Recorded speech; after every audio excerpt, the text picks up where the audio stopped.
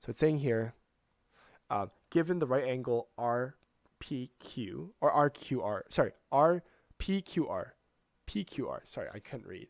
Sorry about that. Which represents the value of sine P. So sine P would equal, again, I have sine P here, so that's this angle here. This angle here. I'm going to do this in blue. It's this angle here, right? So sine P equals, what would that equal? It would equal sine P is sine is SOHCAHTOA, right? The SO is opposite over hypotenuse. So opposite over hypotenuse, which means in this case, the opposite of this angle is this side over here, which is, which here is RQ, right? RQ is the opposite side. And the hypotenuse in this case is PQ, right? PQ here is also the hypotenuse in this case. So RQ over PQ would be our correct answer in this case.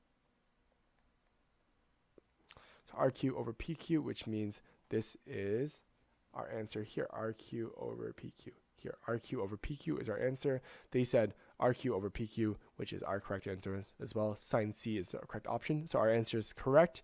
Here we're given a right angle. I'm just going to read over this here. So we are given a right angle triangle, which is good. So they redrew the triangle. We knew that sine equals perpendicular over hypotenuse. So I said opposite over hypotenuse, the exact same thing. Perpendicular is RQ, which is good, and hypotenuse is PQ. So that's correct. And then they did sine is RQ over PQ, which is the correct answer in this case, in this solution. So this is sine P.